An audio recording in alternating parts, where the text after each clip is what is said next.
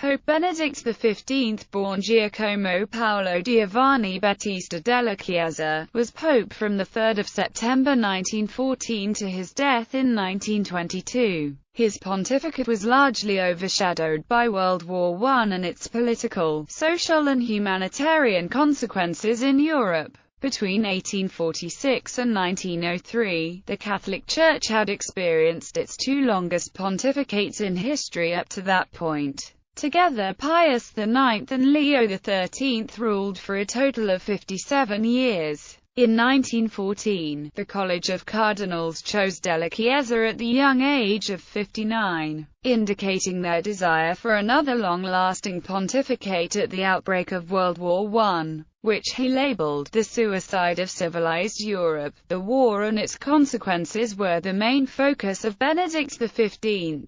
He immediately declared the neutrality of the Holy See and attempted from that perspective to mediate peace in 1916 and 1917. Both sides rejected his initiatives. German Protestants rejected any papal peace as insulting. The French politician Georges Clemenceau regarded the Vatican initiative as being anti-French. Having failed with diplomatic initiatives, Benedict XV focused on humanitarian efforts to lessen the impact of the war, such as attending prisoners of war, the exchange of wounded soldiers and food deliveries to needy populations in Europe. After the war, he repaired the difficult relations with France, which re-established relations with the Vatican in 1921. During his pontificate, relations with Italy improved as well, as Benedict XV now permitted Catholic politicians led by Don Luigi Sturzo to participate in national Italian politics. In 1917, Benedict XV promulgated the Code of Canon Law, which was released on May 27, the creation of which he had prepared with Pietro Gasparri and Eugenio Pacelli during the pontificate of Pope Pius X.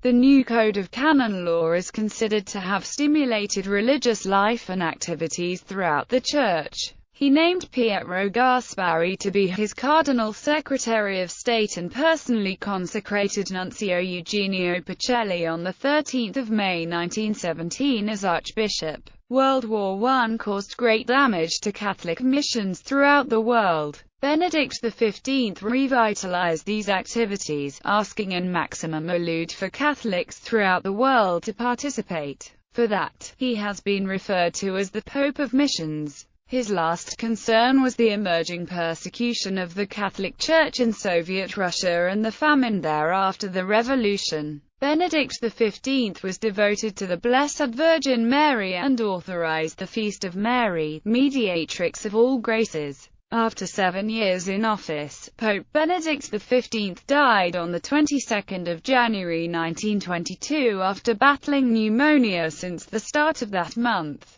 He was buried in the grottos of St. Peter's Basilica. With his diplomatic skills and his openness towards modern society, he gained respect for himself and the papacy. To this day, he is possibly the least remembered pontiff of the 20th century, overshadowed by the likes of successes such as Pope Pius XII and Pope John Paul II. Early life. Giacomo della Chiesa was born at Pelli, a suburb of Genoa, Italy. Third son of Marchese Giuseppe della Chiesa and his wife Marchesa Giovanna Miglioratia. Genealogy findings report that his father's side produced Pope Calixtus II and also claimed descent from Berengar II of Italy, and that his maternal family produced Pope Innocent VII.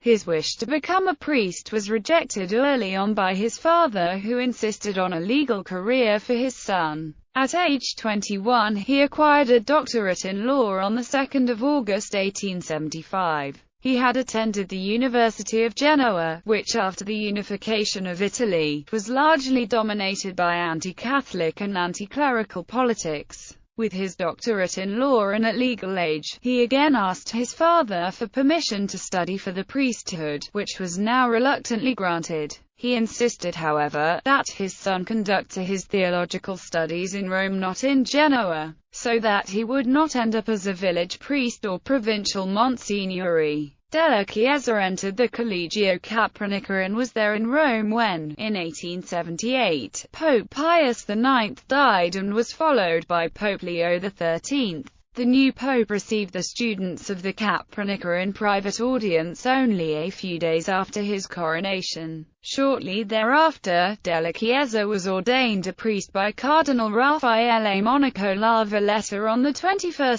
December 1878. From 1878 until 1883 he studied at the Pontificia Accademia dei Nobili Ecclesiastici in Rome. It was there, on every Thursday, that students were required to defend a research paper, to which cardinals and high members of the Roman Curia were invited. Cardinal Mariano Rampolla took note of him and furthered his entry in the diplomatic service of the Vatican in 1882, where he was employed by Rampolla as a secretary and soon to be posted to Madrid. When Rampolla subsequently was appointed Cardinal Secretary of State, Della Chiesa followed him. During these years, Della Chiesa helped negotiate the resolution of a dispute between Germany and Spain over the Caroline Islands, as well as organizing relief during the cholera epidemic. His ambitious mother, Marchesa Della Chiesa, is said to have been discontented with the career of her son, cornering Rampolla with the words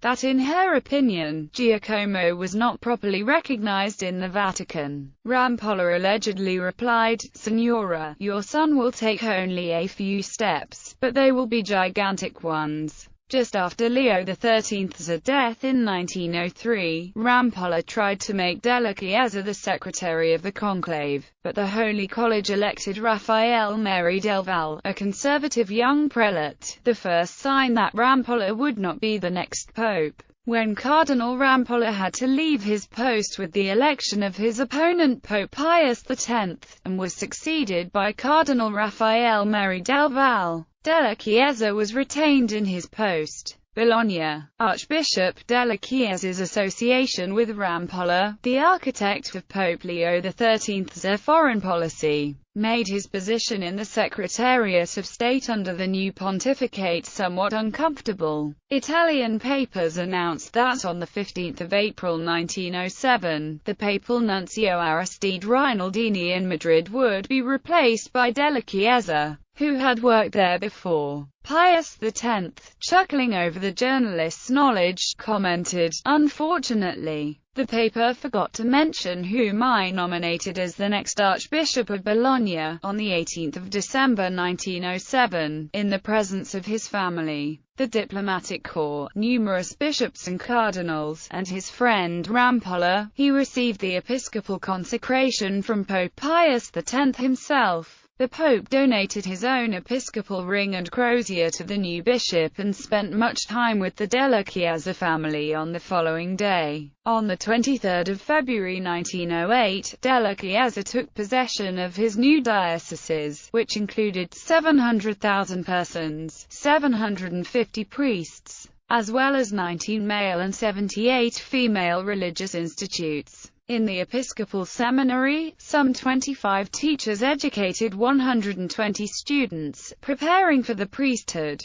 As bishop, he visited all parishes, making a special effort to see the smaller ones in the mountains, which could only be accessed by horse. Della Chiesa always saw preaching as the main obligation of a bishop. He usually gave 2 or more sermons a day during his visitations. His emphasis was on cleanliness inside all churches and chapels and on saving money wherever possible, for he said, "Let us save to give to the poor." A meeting of all priests in a synod had to be postponed at the wish of the Vatican considering ongoing changes in canon law. Numerous churches were built or restored. Della Chiesa personally originated a major reform of the educational orientation of the seminary, adding more science courses and classic education to the curriculum. He organized pilgrimages to Marian shrines in Loreto and Lourdes at the 50th anniversary of the apparition. The unexpected death of his friend, supporter and mentor Rampolla on 16 December 1913, was a major blow to Giacomo della Chiesa,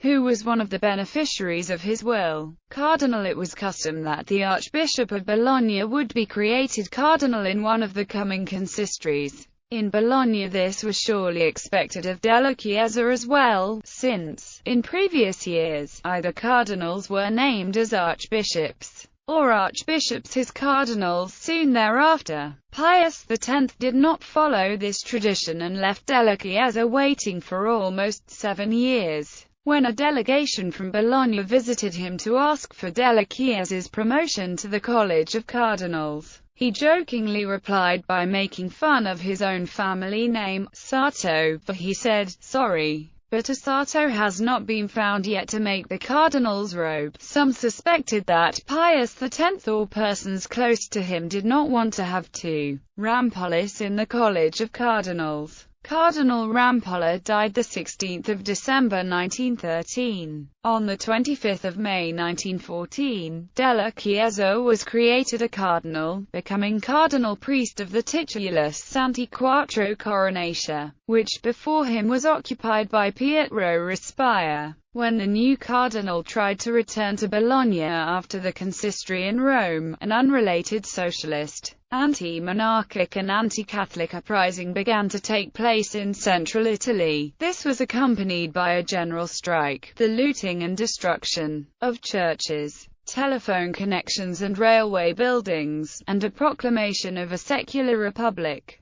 In Bologna itself, citizens and the Catholic Church opposed such developments successfully. The Socialists overwhelmingly won the following regional elections with great majorities. As World War I approached, the question was hotly discussed in Italy as to which side to be on. Officially, Italy was still in an alliance with Germany and Austria-Hungary. However, in the Tyrol, an integral part of Austria which was mostly German-speaking, the southern part, the province of Trento, was exclusively Italian-speaking. The clergy of Bologna was not totally free from nationalistic fervor either. Therefore, in his capacity as archbishop, on the outbreak of World War I, della Chiesa made a speech on the Church's position and duties, emphasizing the need for neutrality, promoting peace and the easing of suffering.